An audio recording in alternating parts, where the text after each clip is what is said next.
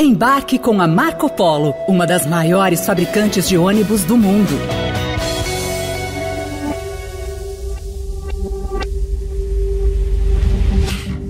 Uma decisão do Supremo Tribunal Federal na semana passada deu o que falar no assunto tributação. Na última quarta-feira, o tribunal afirmou que decisões definitivas sobre os tributos perdem os efeitos se houver mudança no entendimento da Corte anos depois. Na prática, funciona assim. Uma empresa que levou anos brigando na justiça para ter a isenção de um imposto e ganhou em todas as instâncias, pode, mesmo assim, voltar a ter problemas. Se acontecer alguma mudança na lei, a sentença favorável à empresa, a coisa julgada, poderá ser revista. Então, o que nós fizemos ontem foi dizer, quando o Supremo decide que um tributo é devido, a partir daquele momento todo mundo tem que pagar. Então, a coisa julgada protegeu aquele contribuinte da decisão que o favoreceu até a decisão do Supremo Tribunal Federal.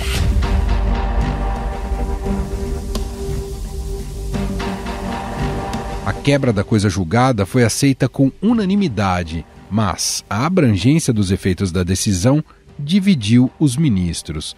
O placar ficou em 6-5 contra a chamada modulação.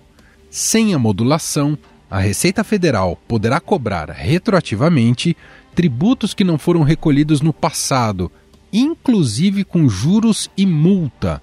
O vice-presidente do STF, Luiz Roberto Barroso, votou com a maioria. E se você permite que um contribuinte não pague, você de novo criou uma desigualdade competitiva. De modo que a divergência que houve, básica, essencial, foi saber se a cobrança deveria incidir a partir de agora, dessa decisão, ou se deveria incidir desde 2007, quando o Supremo disse, olha, tem que pagar.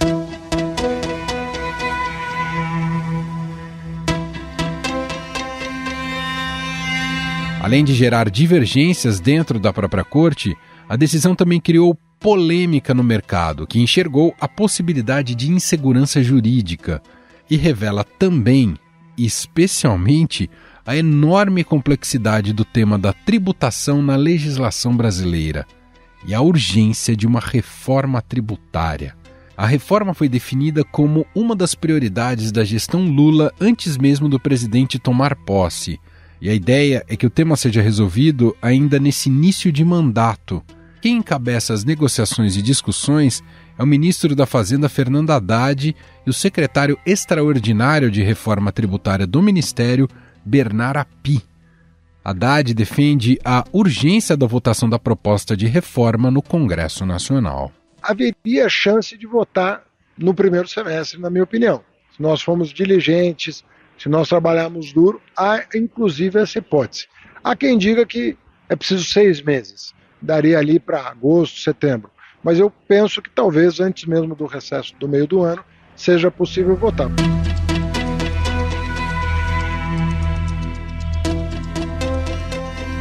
Além de uma série de negociações no Congresso, o governo também tem trabalhado nas últimas semanas para mobilizar prefeitos e governadores. Muitos dos gestores estaduais e municipais são resistentes à reforma, porque temem perder boa parte da arrecadação. Para convencê-los, o ministro argumenta que as mudanças serão aplicadas em um longo período de transição e não devem afetar gravemente os atuais mandatários. Segundo o secretário especial Bernard Api, o texto da reforma será construído com base em 2 PECs anteriores.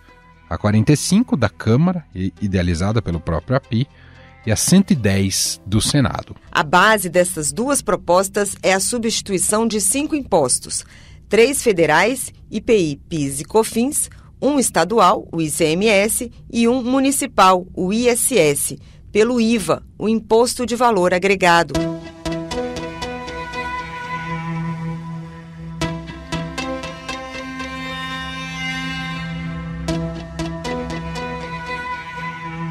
Bom, e para a gente falar mais sobre a viabilidade, sobre os méritos de uma possibilidade de reforma tributária no atual governo, assim como os entraves e desafios, conversa agora com Felipe Salto, colunista aqui do Estadão e economista-chefe e sócio da Warren Hanna. Tudo bem, Felipe? Seja muito bem-vindo. Obrigado por ter aceitado aqui o nosso convite. Tudo bom, Emanuel? Um prazer estar aqui com você, participando desse podcast do Estadão. Felipe, apesar da dificuldade de se construir consensos sobre a reforma tributária, ou qual reforma tributária, talvez haja também um senso de urgência sobre ela. E aí eu quero pegar como gancho aqui para o início da nossa conversa essa decisão recente do Supremo Tribunal Federal sobre sentenças antes consideradas definitivas em disputa sobre o pagamento de impostos. E aí eu queria começar te ouvindo especificamente sobre isso. Por mais irônico que pareça, né, por se tratar de uma corte constitucional, o Supremo acabou contribuindo para uma insegurança jurídica com essa decisão, Felipe? Dessa forma, eu acho que a Constituição de 1988 ela é muito pormenorizada, muito detalhada, e na matéria tributária, fiscal e orçamentária não é diferente. Então você acaba tendo essa necessidade de, vez por outra, avaliações e reavaliações serem feitas por demanda, obviamente, ao judiciário, e resultados como esse surpreenderem o mercado, a economia, a sociedade. Então, claro que é desejável que se tenha previsibilidade, mas esse tipo de revés ou de mudança que acaba acontecendo tem a ver com o próprio fato de a Constituição ter esse detalhismo, digamos assim. Óbvio que o que se espera de um sistema tributário é que ele seja simples, que estimule o crescimento econômico, por ser simples, por ser viável, né, para os empresários, para os consumidores, para os produtores e investidores, mas, ao mesmo tempo, permita também que os governos federal, estadual, municipal consigam arrecadar aquilo que é necessário para financiar as políticas públicas. Uhum. O Pedro Fernando Neri, Felipe, que é colunista aqui da casa também, fala em um falso dilema sobre o consenso da reforma tributária, porque, segundo ele, na prática, cada um quer a sua própria reforma tributária atendendo aos próprios interesses. Um pouco essa é a natureza do impasse histórico que há em relação a fazer ou não a reforma tributária?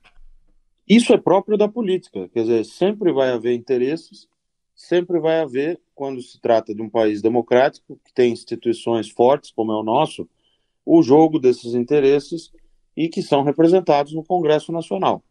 O que precisa haver é a liderança necessária para que se tenha uma resultante de tudo isso que faça com que a gente avance. Obviamente que se os economistas sentarem numa mesa e os tributaristas, eles podem chegar numa proposta que seria do mundo ideal, vamos dizer assim.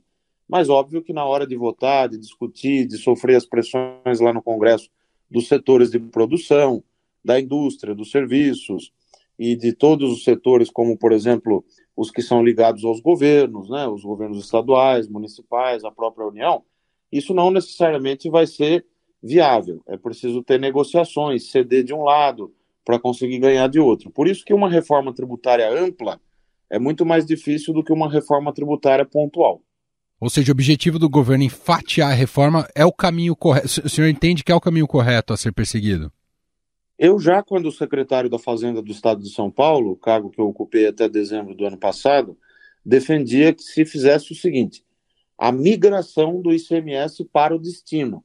Então, não necessariamente criar um IVA nacional, como propõe a PEC 45, né, como está contemplado na proposta de emenda à Constituição número 45.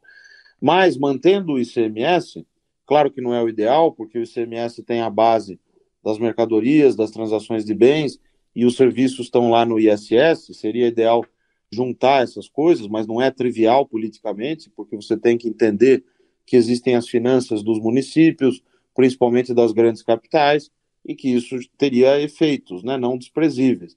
Então, começaria pelo ICMS, acabando com as chamadas alíquotas interestaduais e alíquotas internas e migrando para uma única alíquota.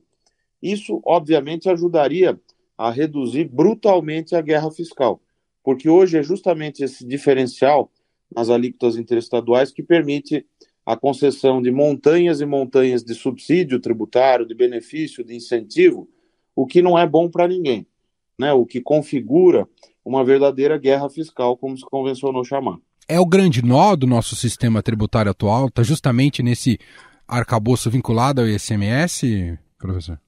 Sim, o ICMS é o principal imposto do país em termos de tamanho, é um imposto sobre o consumo, é um imposto sobre o valor adicionado, né, porque ele incide apenas naquilo que se agrega, que se adiciona de valor em cada etapa de produção, mas ele tem essas complexidades e elas só foram piorando ao longo do tempo.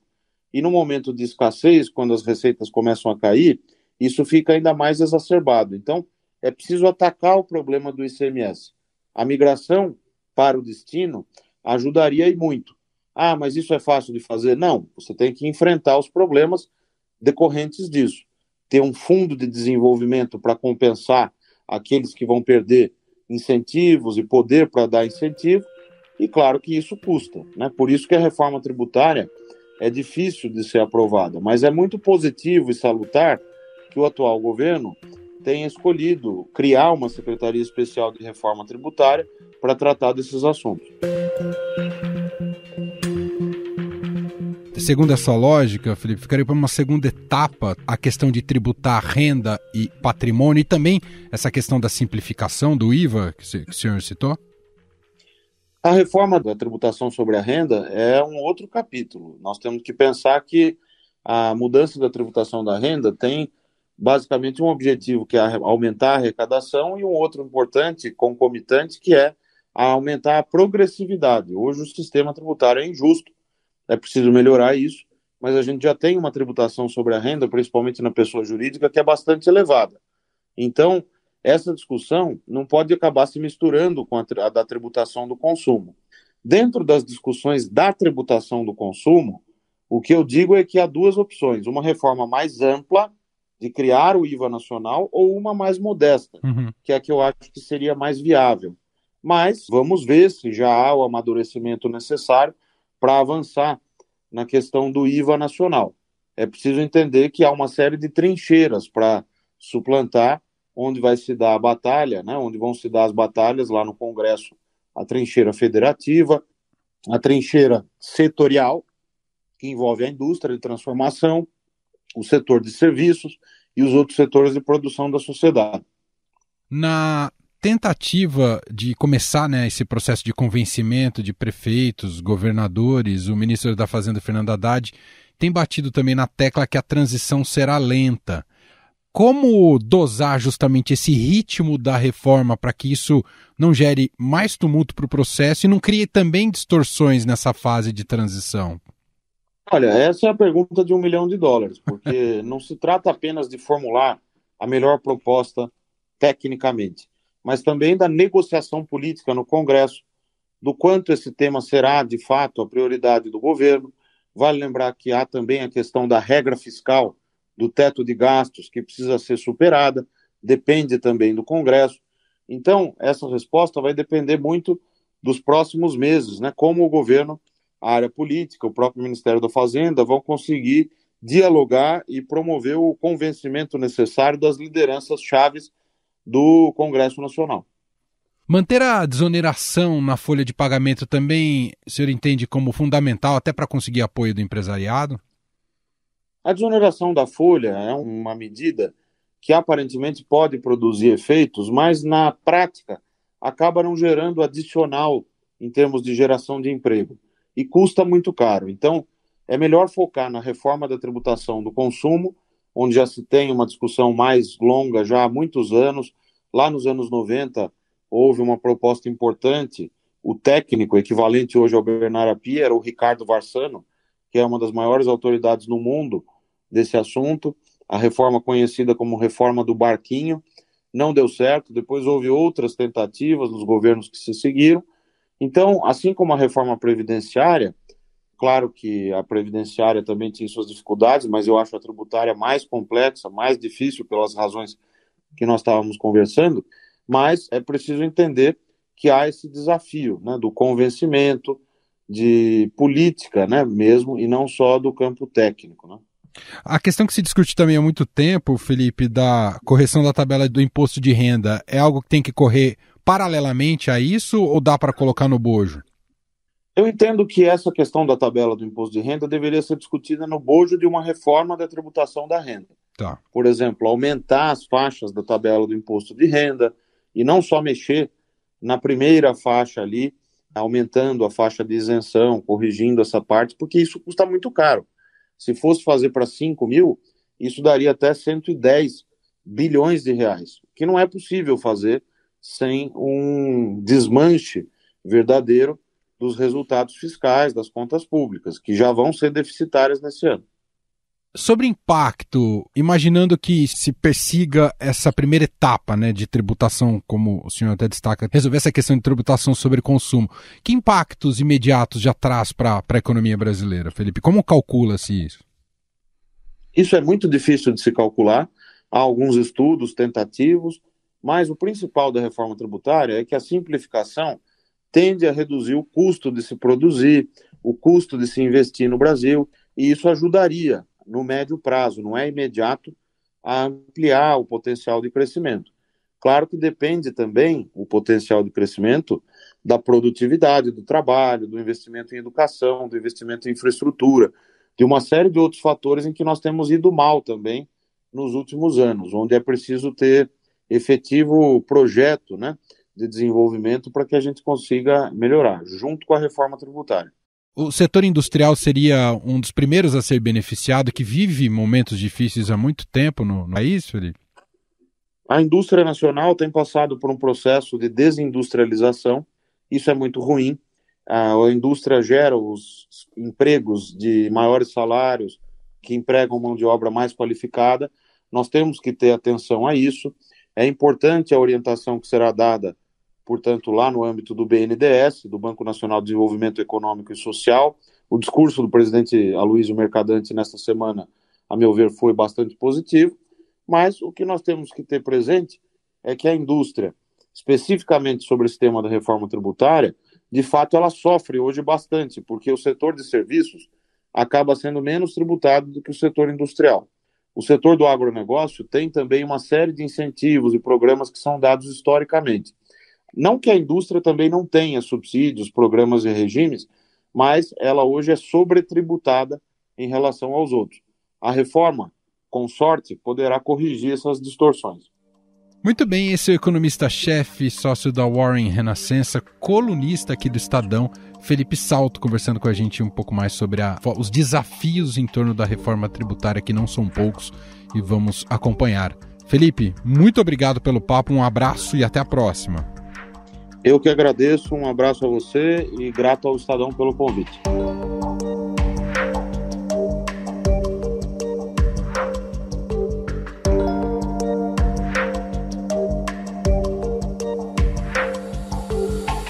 E este foi o Estadão Notícias de hoje, segunda-feira, 13 de fevereiro de 2023. Estadão Notícias.